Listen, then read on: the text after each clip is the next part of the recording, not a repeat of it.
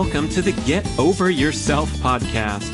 This is author and athlete Brad Kearns discovering ways to be healthy, fit, and happy in hectic, high-stress modern life. So let's slow down and take a deep breath, take a cold plunge, and expertly balance that competitive intensity with an appreciation of the journey. That's the theme of the show. Here we go.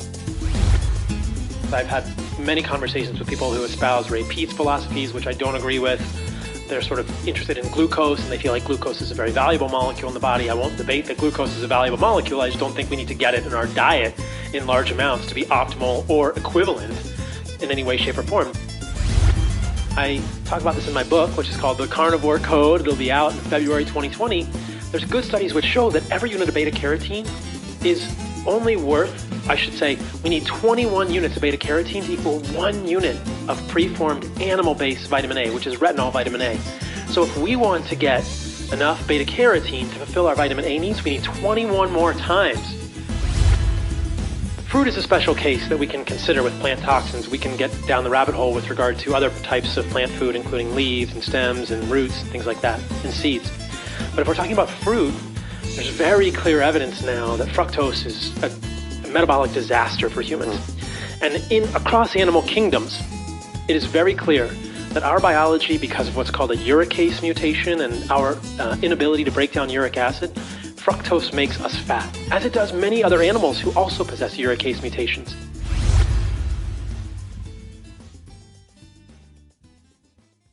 Let's talk about ancestral supplements. If you're into ancestral health, primal paleo, keto, you know the importance of consuming these unique agents contained in bone marrow, in the nose-to-tail organ meats, liver, kidney, all that stuff, the great bone broth benefits. Well, how's it going? For me, since years ago when Dr. Kate Shanahan asserted the importance of these wonderful nutritional benefits that you can't get elsewhere, not too good.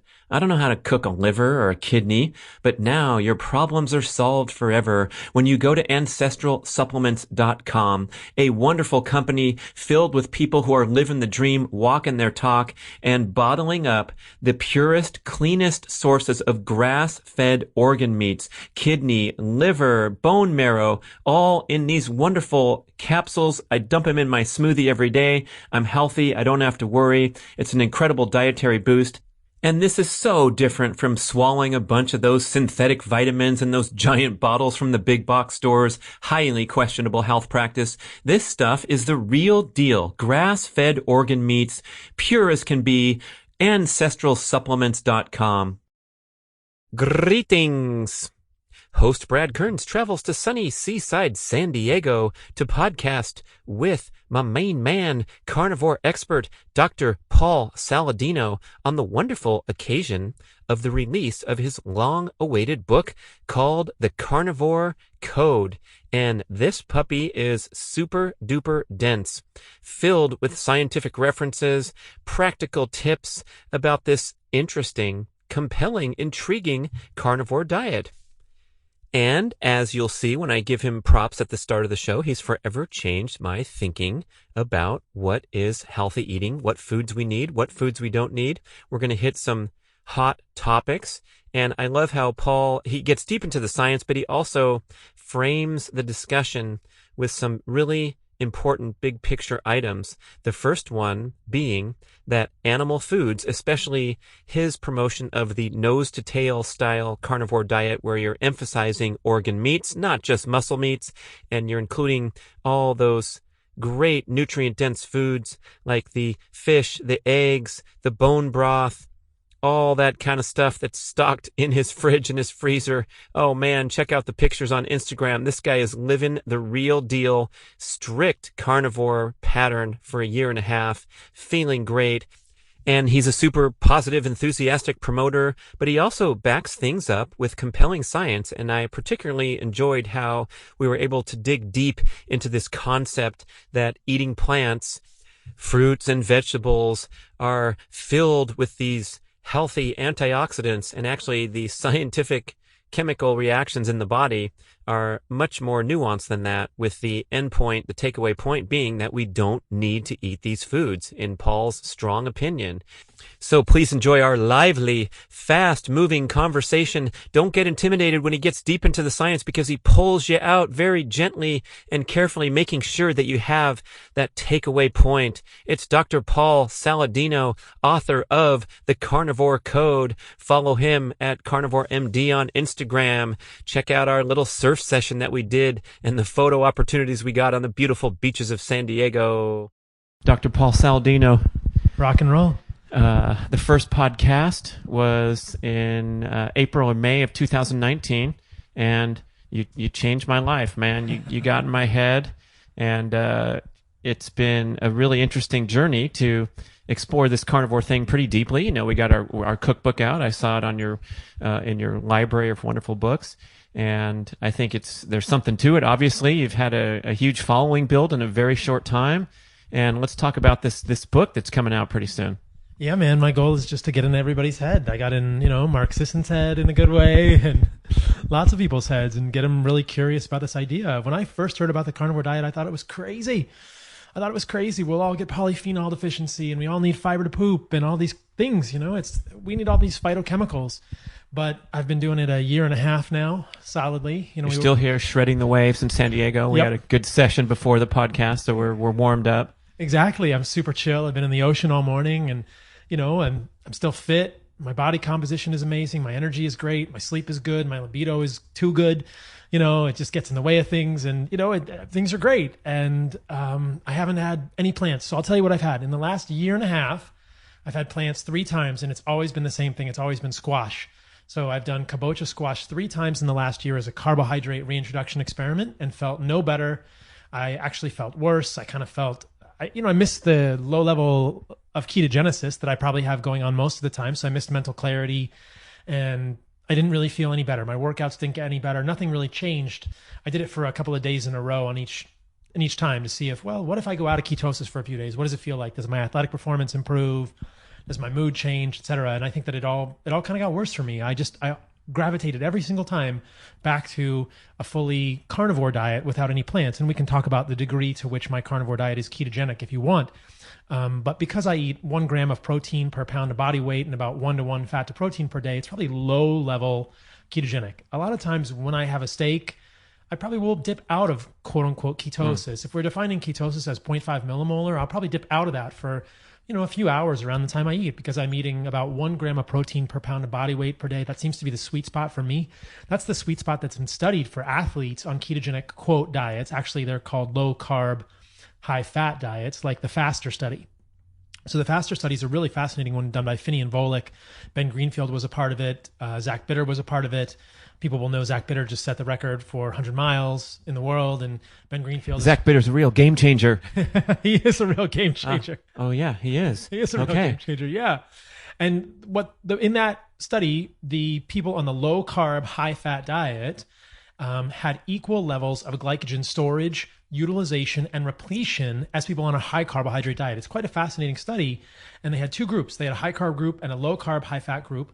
And the low carb, high fat group was eating about 2.1 grams of protein per kilogram, which is essentially 1 gram of protein per pound of body weight, which is about what I do. So I'm about 170 pounds, and I will eat about 170 grams of protein per day. Now, eating that much protein, I'm not in, quote, medical ketosis for a lot of the day. Probably when I wake up in the morning, my ketones are 0.8, 0.9, 1 millimolar.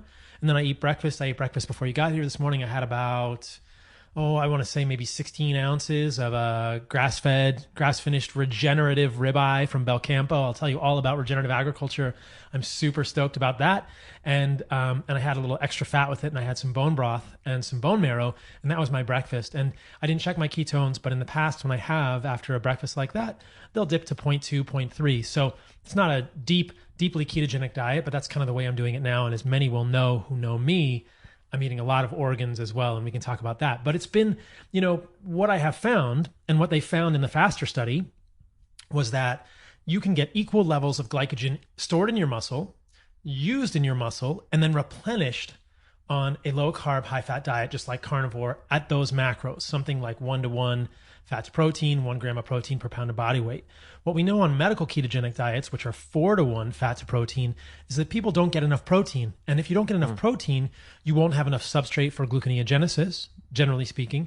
And if glycogen stores are not full in the muscle, performance will suffer.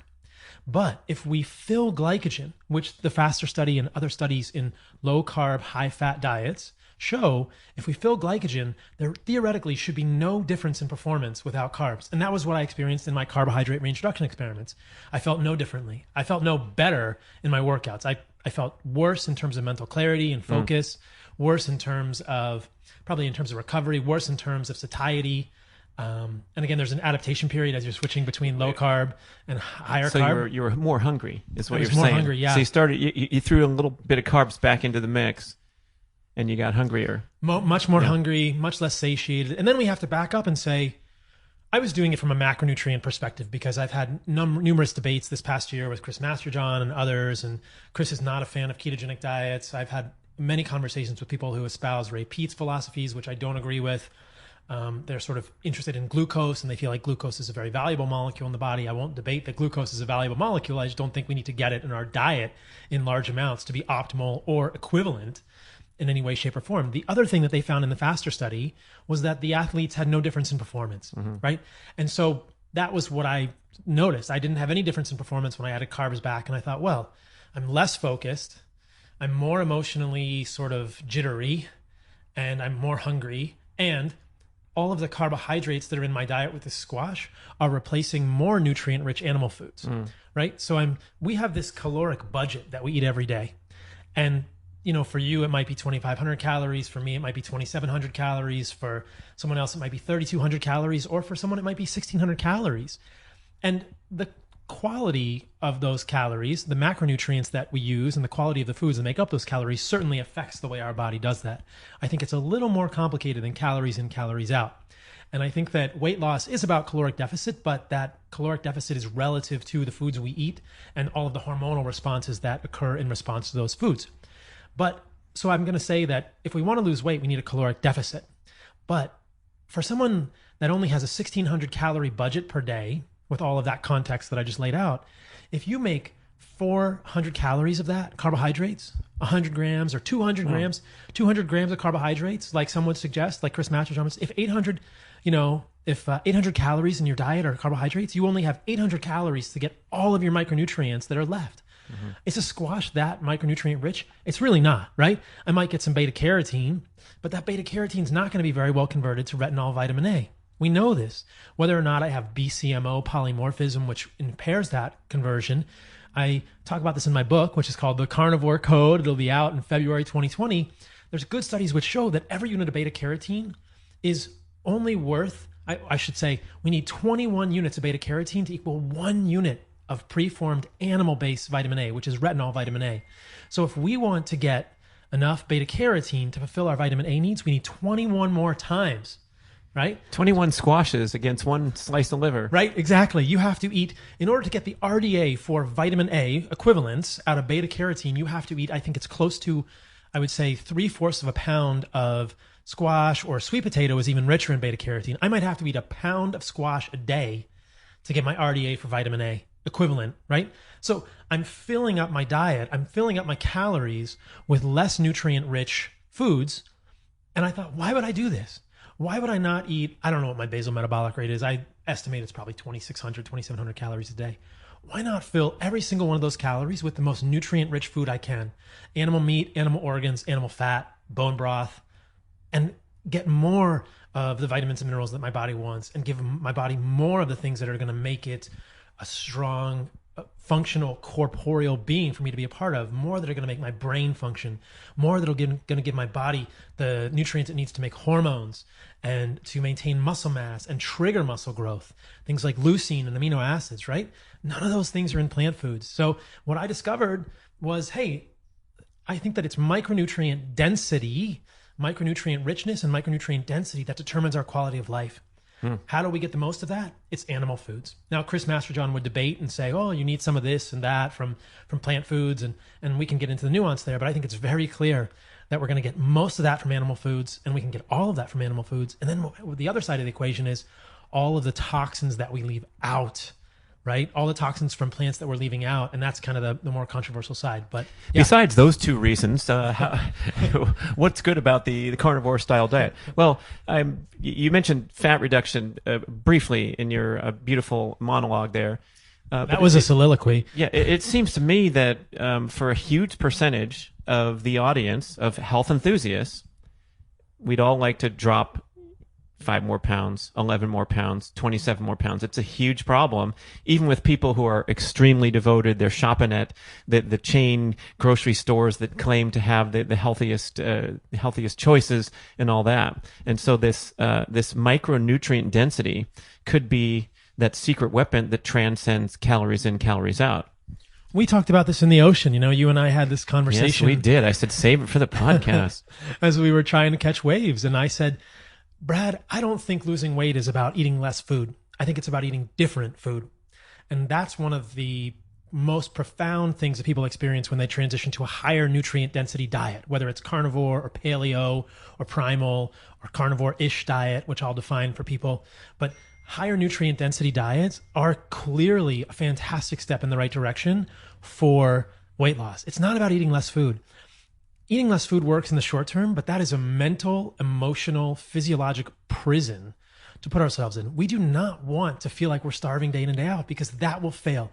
Eventually, all of the patterning in our brains from millions of years of human evolution will win out, and we will stop eating less. And we will stop eating less. So eating less. Sorry to break it to you people. Sorry, Lane Norton. That doesn't work. Yeah. No, I mean, this is a serious point, because I think a lot of well-meaning enthusiasts that are selling millions of books or programs to diet and lose weight, a lot of stuff works when you go into restriction mode, and we have our willpower and we can apply these powerful forces. But just like you said, evolution's going to win out. And at some point, you're going to start having, one bite of Ben and Jerry's turns into a pint. You will break out of Alcatraz eventually, right? Your body will not be held in Alcatraz. You can't do that. The only way, in my opinion, I suppose I shouldn't make sweeping statements like that, but I think the best way... You're on the podcast. You could say whatever you want now. Make sweeping statements. The only way... Sweep it out. The best way is you have to increase nutrient density, and that is done through animal foods. And the quality of food has to increase, right? So you cut out processed foods, and you increase the nutrient density with animal foods, and that is the first step to weight loss. Just eating less Pop-Tarts is a recipe for failure. You can do that for a month or 2 or 6, and then you're going to fail miserably, and you're going to become micronutrient deficient. So flexible dieting doesn't work. Micronutrient poor diets don't work. Eating less food doesn't work. What I do, and what I've found for myself, for most people, if they are metabolically healthy, I can eat to satiety every single meal, right? Before you came, I had breakfast. I didn't want to eat another bite, Brad. I had no interest. I was like, I'm absolutely full. And then at lunch today, I usually eat 2 meals a day, and I do some time-restricted eating. I eat the second meal of the day early in the afternoon. So I'll eat a late lunch today, and that'll be my, quote, dinner, and that'll be it. And I won't be hungry later in the day. I have so much satiety. And of course, I'm young, and people might say, you're young, but I'm 42. I'm an adult. Okay, you're young. You feel young. I know, I feel young. I'm not that young. But, I can eat to satiety at every single meal. I am never hungry. I am not in an emotional, physical, mental prison. My performance is where I want it to be, and I don't have to work hard to maintain my weight, right? So this is the difference. It's not that we need to eat less food. It's that we need to eat better quality food.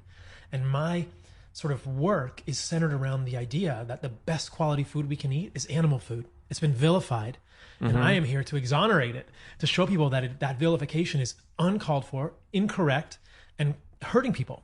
And then on the flip side, perhaps the more controversial part of the work I do is showing people that plants can hurt them, and that for people who have autoimmune disease, inflammatory disease, psychiatric disease, which I would characterize as mostly inflammatory. What do you know about that? Oh, that's right. You're a psychiatrist. Thank you. Yeah. Okay. Yeah. It's mostly inflammatory in the brain. Right. Rather than an imbalance of neurotransmitters that we can drug our asses off and try to fix. Exactly. And is this sort of a radical Paul Saladino observation, or is science heading in this direction? Well, if you look at the science, there's clear science to support that, but mainstream psychiatry hasn't really caught on to that yet. I did my residency in the University of Washington, which is no slouch. It's very prestigious, psychiatric residency, medical school, all of these things were not. Dang, what a waste. Now you're just like catching waves and talking about eating only animal foods. And helping thousands more people than I would have doing the other thing, right? Yeah, yeah. Including in the psychiatric realm. Yes, right? So many patients I see now, so many of my patients and clients have psychiatric issues and get profoundly better when they change their diet. And food affects illness and disease in a huge way. I had Chris Palmer on my podcast.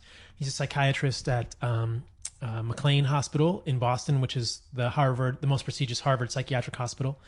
And he was talking about using ketogenic diets for bipolar and schizophrenia. So people can find that on my podcast, which is Fundamental Health.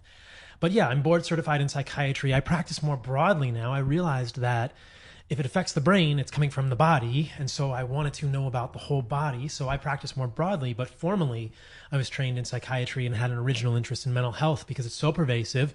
Depression is the single biggest cause of morbidity in the United States and possibly the world today. We lose more productivity, causes more suffering than anything else. And it's so poignant, right? It's so interesting to hear someone's story and their passion. And it's a big deal when somebody says they're depressed or suicidal. That kind of hits you right in the gut, hits you right in the feels. That was cool. Medicine, in my experience, wanted to make me less human, or I felt pulled to be less human in medicine. And psychiatry kind of had that human side to it, to hear someone's story. I love internal medicine. My dad's an internist, and I thought about doing a joint internal medicine psychiatry residency. I probably should have done an internal medicine residency. Maybe I'll go back and do that someday, but I doubt it. But I love the science. I love how it all fits together. And what I saw was that type of a residency pushes us toward being less human, to seeing patients as laboratory values and diseases. But psychiatry allowed me to hear the story. I just wanted to stay human in my training. So anyway, illness, autoimmune illness, psychiatric disease, inflammatory disease, if people have those illnesses and they're not getting better, it could be the plants, because plants have toxins.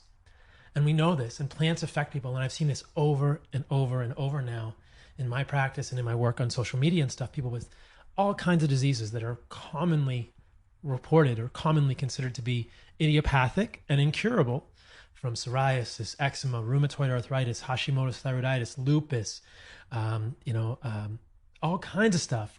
What's the one I'm thinking of? Crohn's, ulcerative colitis, rosacea, the autoimmune spectrum, right?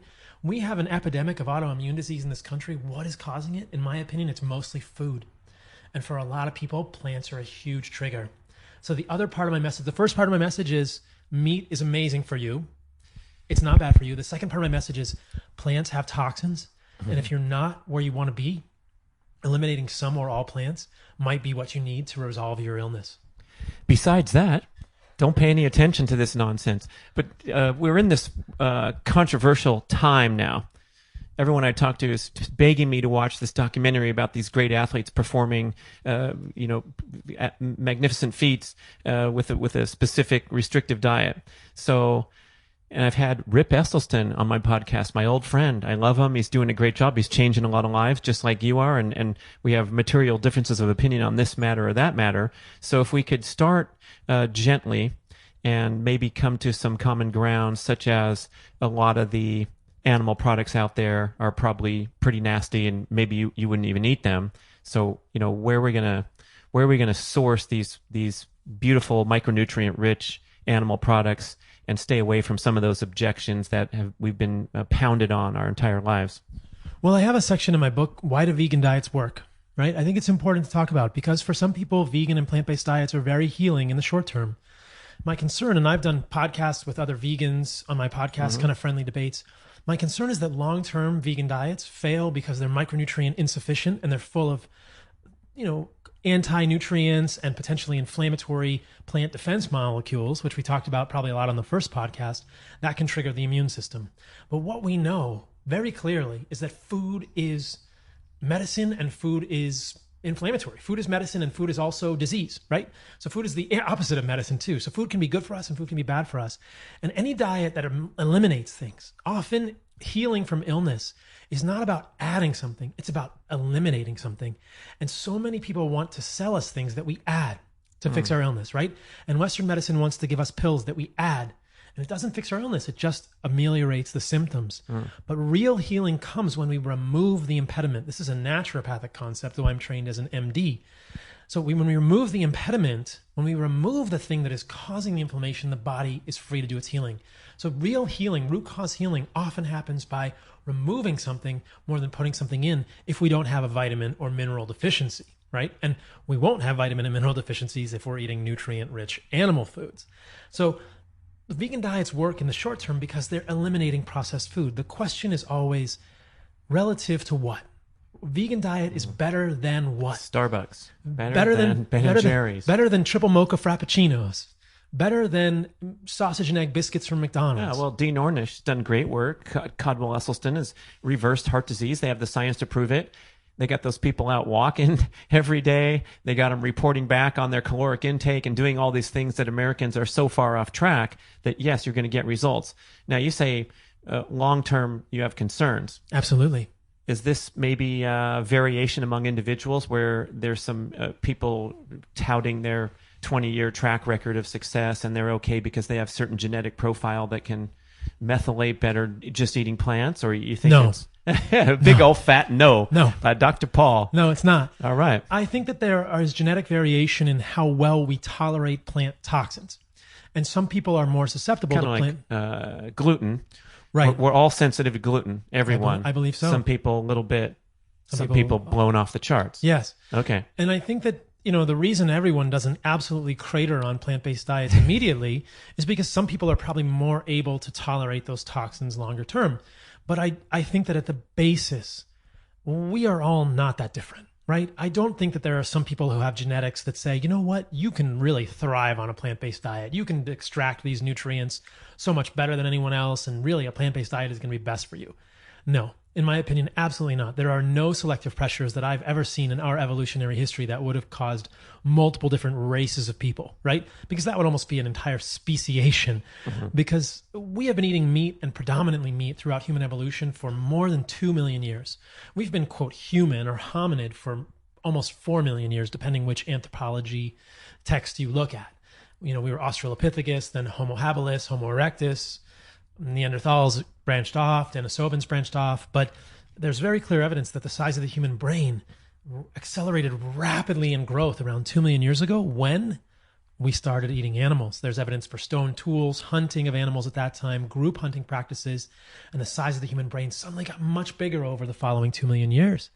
That is because we started eating animals. That is really not that debatable. There's so much evidence there. So I think animal foods have been the foundation of our human existence. They made us human. Animal foods made us human. To ignore that is to choose to be suboptimal, is to choose to be, not our best self. Now, people may do okay on vegan diets in the short term, right? And I think that ultimately cardiovascular disease is about insulin resistance. It's about insulin resistance. And how do you reverse insulin resistance? And brain disease. Well, cardiovascular disease, right, is about insulin resistance. And brain disease, yes, about insulin resistance. So what causes insulin resistance? A number of things can cause it. One of them is inflammation. We know that we get insulin resistant when we have systemic infections. And if we have chronic inflammation due to leaky gut or other issues with the gut, that appears to be able to cause insulin resistance. The most common cause of insulin resistance is mixed macronutrient overfeeding. Right? Which is a fancy term, which means MMO. Yeah, it's called mixed macronutrient overfeeding. Mercy. I just made that up. Yeah, that's appalling. Well, pairing fat and sugar together is fat and carbohydrates, hijacking the reward center in the brain. Well, it hijacks the reward center in the brain, and it absolutely negatively affects our biochemistry. So if we overfeed an animal, whether it's a human or a rodent, but especially in humans, we've seen the same physiology. If we overfeed a human with carbohydrates and fat, we become insulin resistant like that, really fast. We become much less insulin resistant when we overfeed exclusively carbohydrates or exclusively fat, which is why high carb, low fat diets can work and high fat, low carb diets can work. But mixed diets of fat, equal amounts fat and carbohydrates with a moderate amount of protein only work if we're not overeating calories, right? So that's the problem people run into. I'm not saying mixed diets can't work. I'm saying that if you overeat on a mixed diet of equal amounts fat and carbohydrates, you are going to create insulin resistance. And this is a signal that comes originally probably from your adipocytes to the mitochondria in your muscles and liver. And they send out certain fatty acids. They send out palmitic acid in that case. They send out a saturated fat called palmitic acid from the adipocytes that says, we are full everybody else refuse insulin and become insulin resistant. And the way those adipocytes get overstuffed is because of mixed macronutrient overfeeding. So the answer is, if you are insulin resistant, you either need to go high carb, low fat, low carb, or mixed macronutrients with caloric deficit. So vegan diets can work because, number one, they usually have a caloric deficit, which we know is beneficial for humans, but not long term, because that is starvation. But how do you get enough calories on a vegan diet? It's very hard. So they work because people get weight loss. When you remove the brakes on the system, when people have caloric deficiency or caloric deficit, that removes a lot of these brakes on the signaling from the adipocytes to the liver and the muscles, and the body becomes less insulin resistant. I'm not arguing that they don't work. I'm arguing that they do work and that we understand the biochemistry, and there's a better way to do that. And it's a way that includes more micronutrients, less plant toxins. So I don't think Rip's diet is going to work long-term for people. I think it's a short-term fix, but so is fasting. Or, restricting calories and exercising your ass off long-term is going to work pretty well. You're going to stay with good blood values and all those things. You know what else works? Caloric deficit eating Twinkies. Yeah, more or less. Yeah. So then we get into the micronutrient aspect of it. Right. So no one is advocating for a Twinkie diet. No one, but that's exactly, in my opinion, that's analogous to a vegan diet, right? There's a soundbite for the show. They're using nutrient poor food and creating a caloric deficit. Relatively nutrient poor. Yeah. Yeah. I'm wondering, if someone felt blindsided by listening to this, such as an expert in plant-based eating, what are some of the theoretical comebacks to, let's say, the evolutionary example of we have bigger brains than the gorilla who spends 11 hours a day eating plants to get the nutrition it needs? I mean, how do you challenge that and say, oh, no, a plant-based lifestyle is the way to go and eating meat is nasty and evil?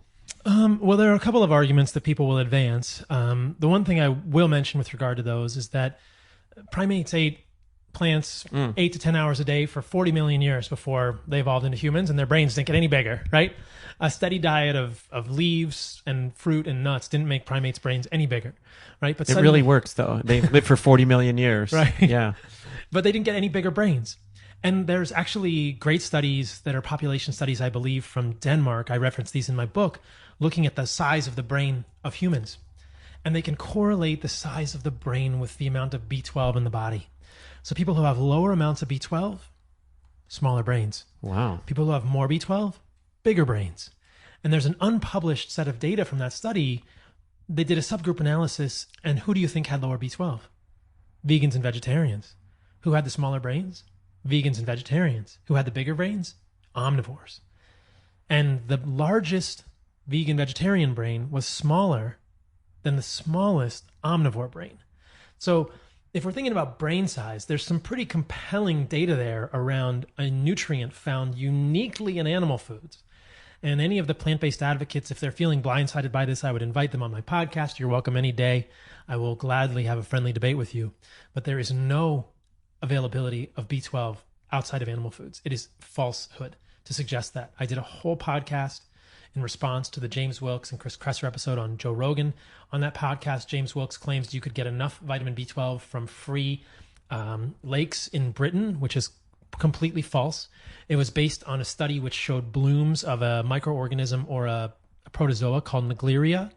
And it was only certain months of the year when you could actually get even remotely appropriate doses of B12 from Naegleria.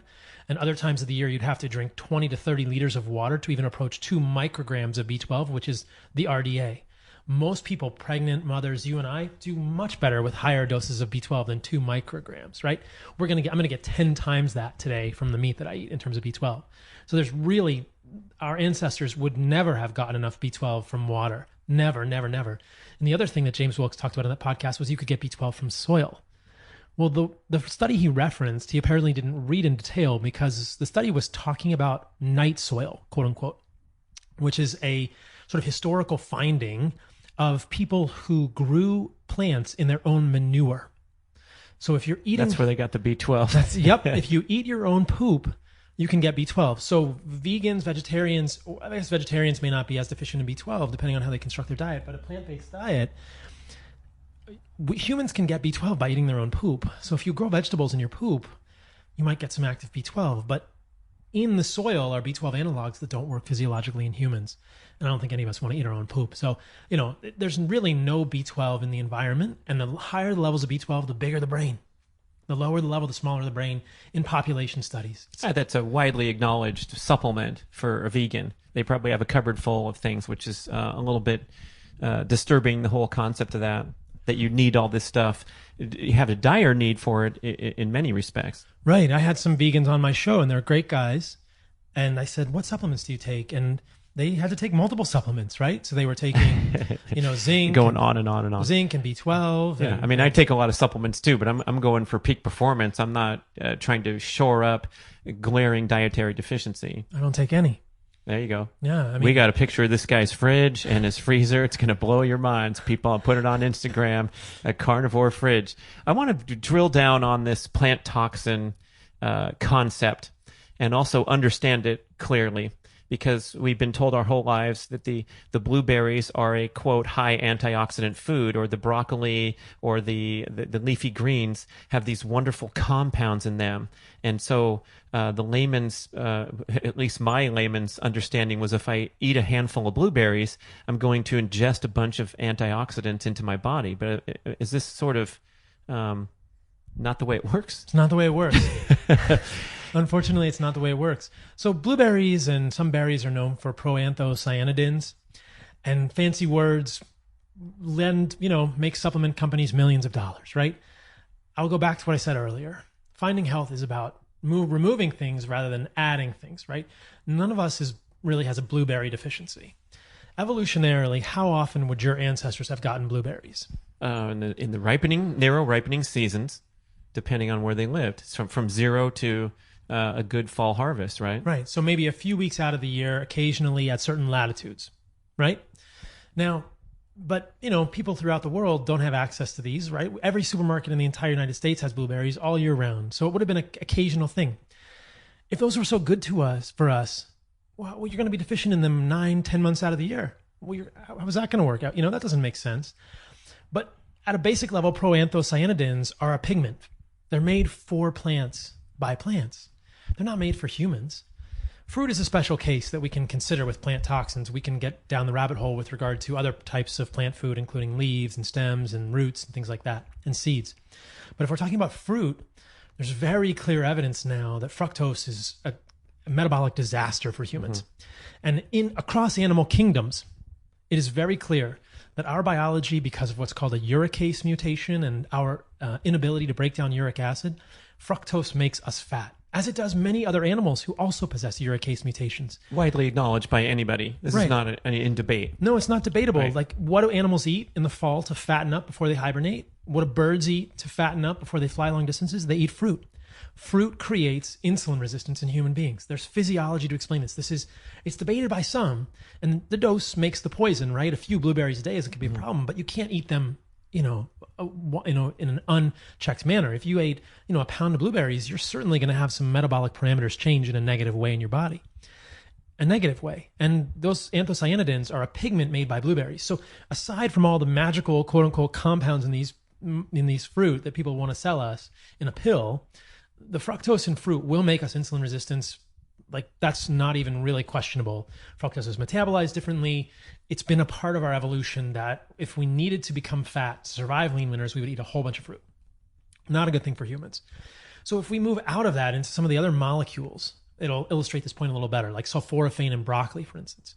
Well, broccoli is a brassica vegetable. It's derived from an ancestral mustard plant. So in the brassica family are kale, collard greens, chard, Brussels sprouts, cauliflower, broccoli, things like this.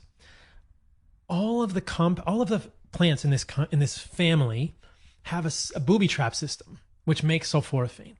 Sulforaphane is not present in broccoli as it sits on the shelf in a grocery store.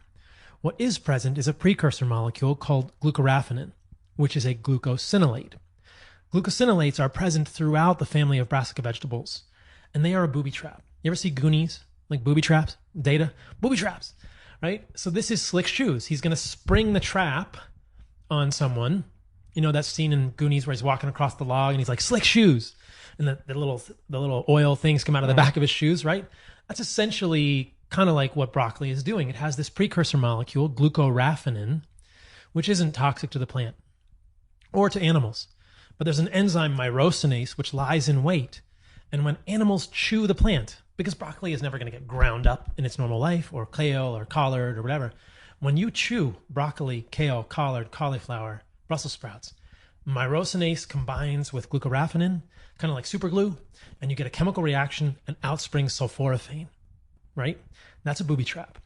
And the reason it's booby trap is because it's a pro-oxidant. This is not debatable. This is the medicinal chemistry, or this is the actual biochemistry of sulforaphane. People who know the literature cannot debate this. Sulforaphane is a pro-oxidant. Now, what is a pro-oxidant? Oxidation and reduction are the gain and loss of electrons.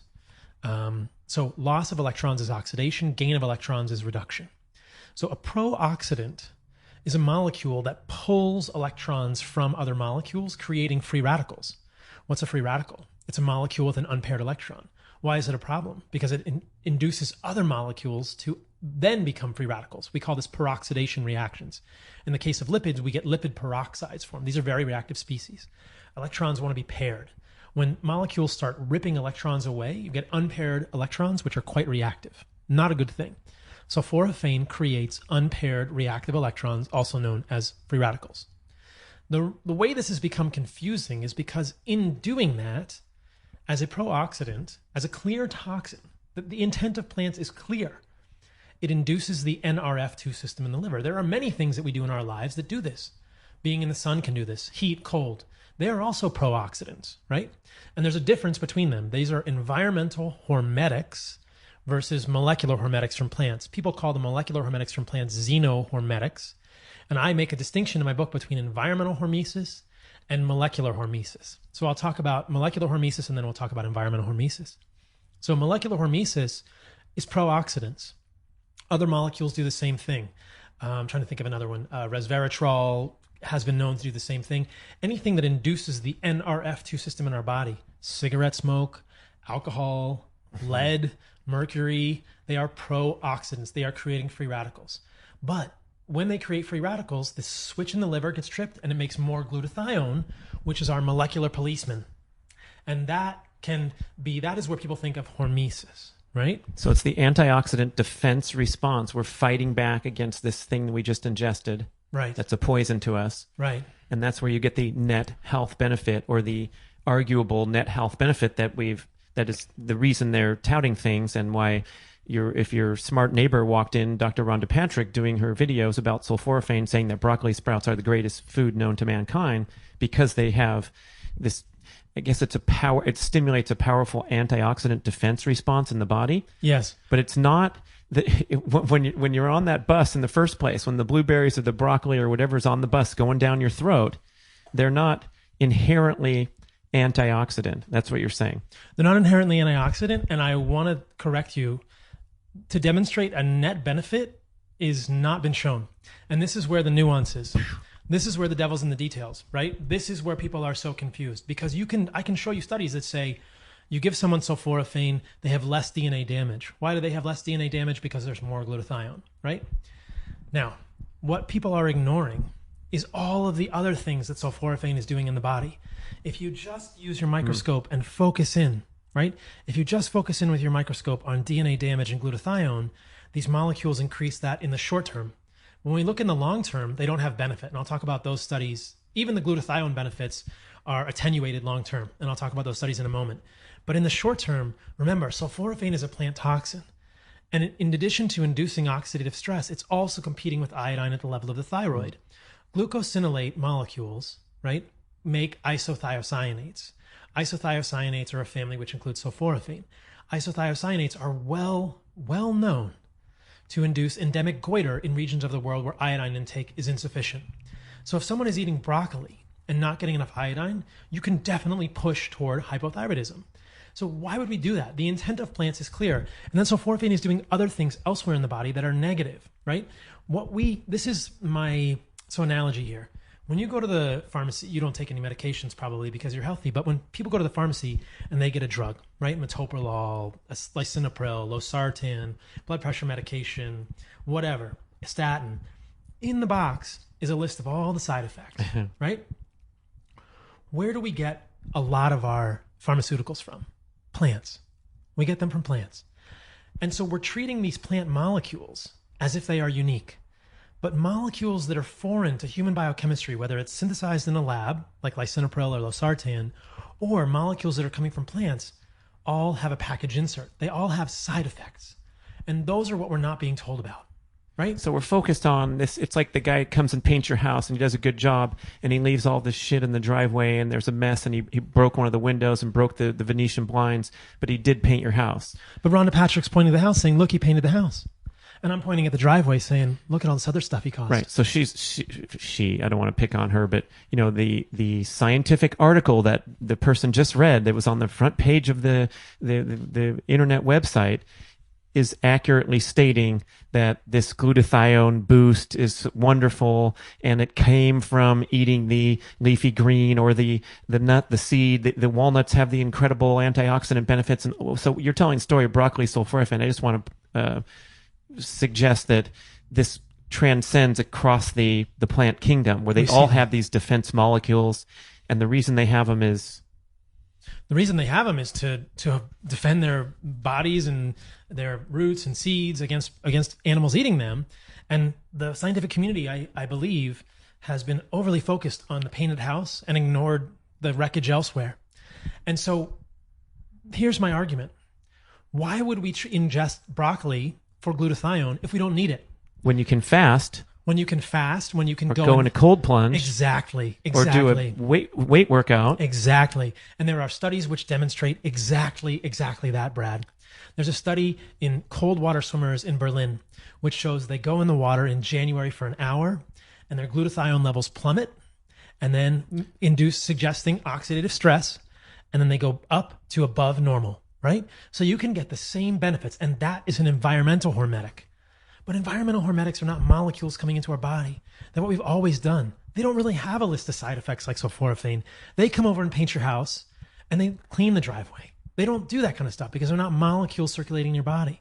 Same thing happens with sunlight. Same thing happens with sauna. Same thing happens with cold. Same thing happens with fasting. Count in that category. Yes. So you're taking something out, just like your original argument. Yeah. You're removing something, in this case, food, of any kind.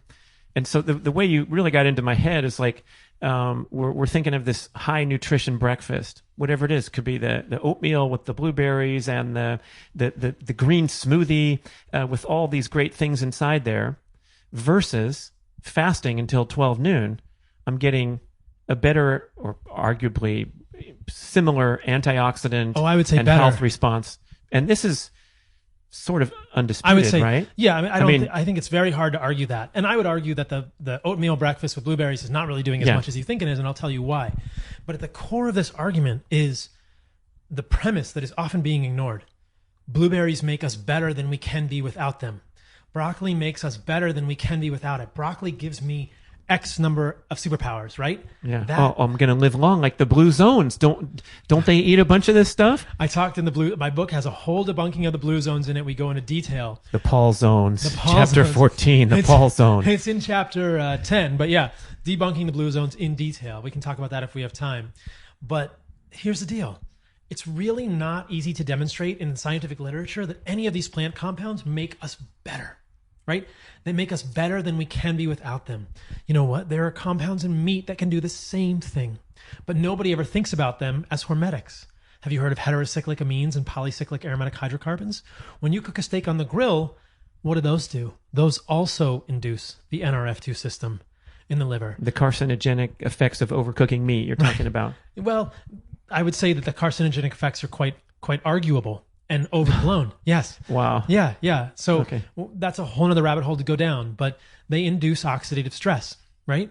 Well, they induce... So the vegans are right when they're ripping on my steak that I browned, whatever. Well, again, it's difficult to demonstrate that they're actually increasing your rates of cancer, right? But they activate the same system in the liver. So the premise that I'm arguing for here, or the point that I'm making is, I think it's not as cut and dry that these plant foods give us magical extra benefit that we can't get other ways. So what I advance in the book is we as humans can be optimal from an antioxidant perspective without plants at all, and It's a better equation because then we don't get any of the toxins. Then we don't have to worry about the toxins, right? Curcumin I'll mention briefly and then we'll move on from this. Curcumin, everyone says, is amazing because of anti-inflammatory benefits. I think that's absolute hogwash, because why are you inflamed in the first place? Don't use a molecule. Don't use a molecule to affect inflammation without knowing where the inflammation comes from. And curcumin has a huge package insert. Curcumin has been shown to affect many things negatively in the human body. The HERG channel, HERG channel, which is a potassium channel. It affects thioredoxin reductase. It affects the P53, which is an oncogene, and it has been shown to create oxidative stress as well. So the package insert for these plant molecules is being ignored under the false assumption that we need them to be optimal, which I think has never been shown, and I think the opposite has been shown. And so the series of studies I would point people to, I go into detail in the book, and they're comparing fruit and vegetable excess or extreme diets with fruit and vegetables. These are interventional studies to people who have no fruits and vegetables in their diet. And these are done from 24 days to 12 weeks. There are 5 or 6 studies I talk about in the book. And so one group of people has no fruits and vegetables in their diet. None. No magical plant molecules. And they're not eating a carnivore diet. They're eating like bread and milk and meat, right? So we could do way better in their diet, but they're not eating any fruits and vegetables.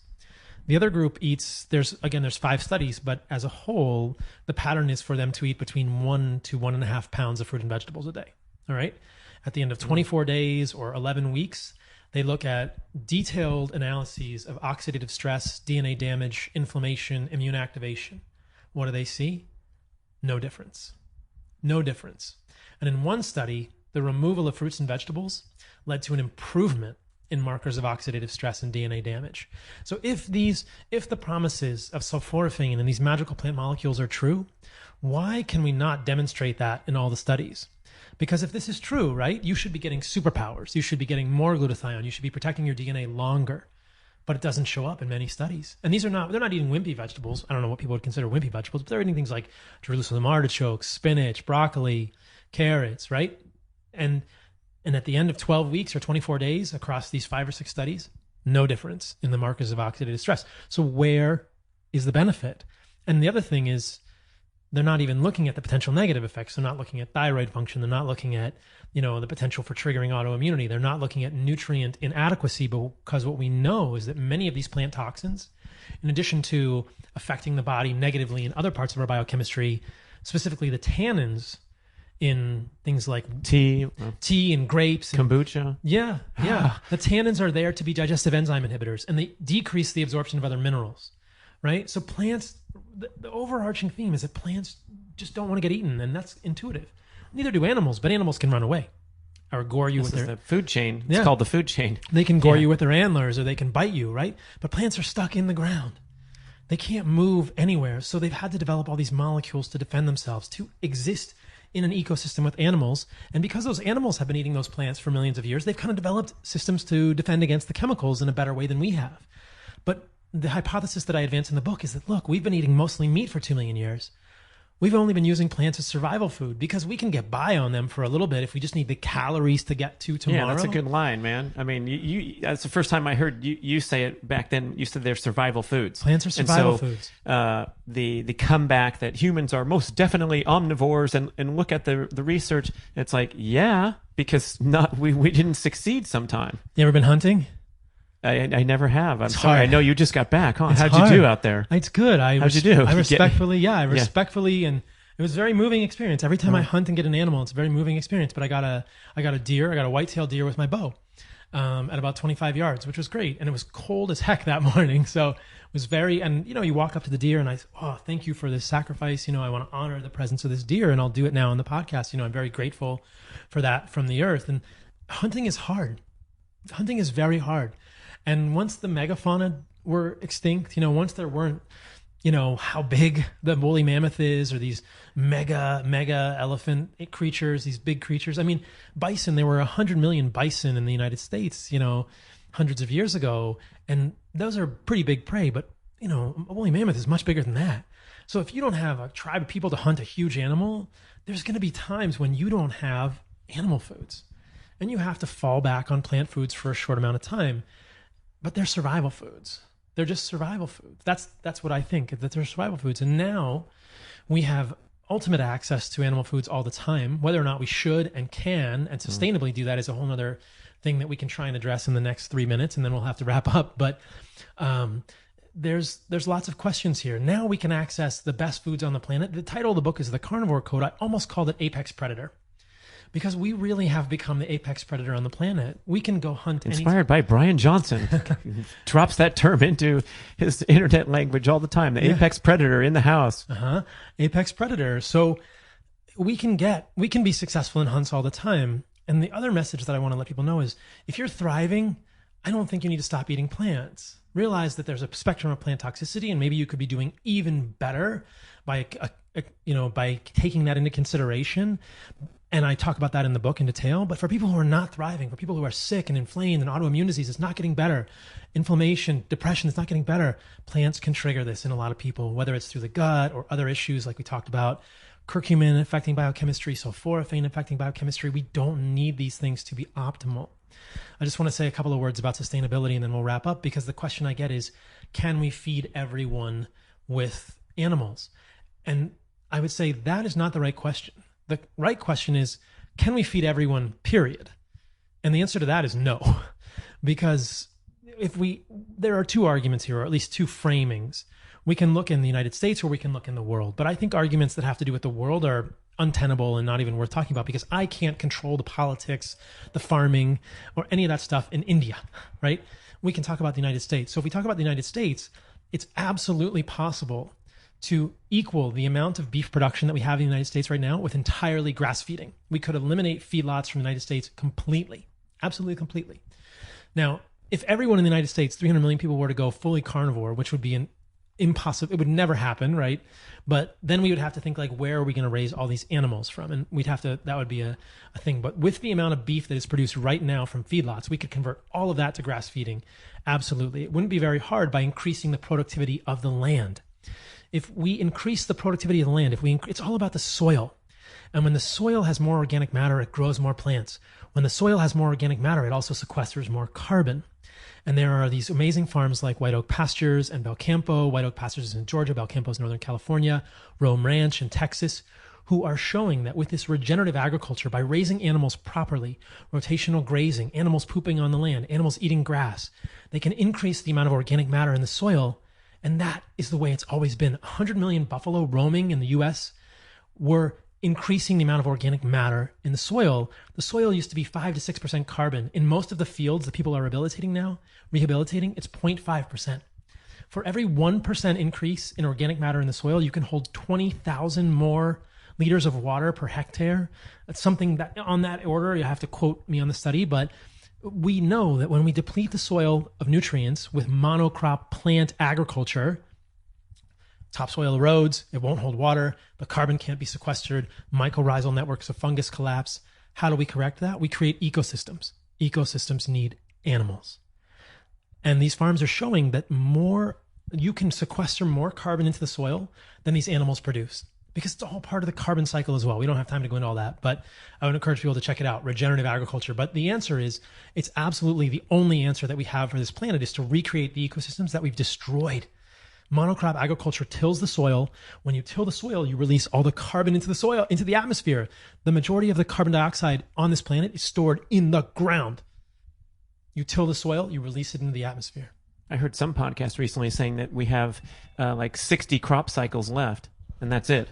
And then we're screwed. Actually, so we better be doing what Dr. Paul's saying here. We are pretty damn close to being screwed. And the only reason we actually were screwed probably 50, 60 years ago, and ammonium nitrate fertilizer helped us. And that's completely false, right? That's not even the real thing, right? So we're using a crutch, but the real way is to put animals back on the land.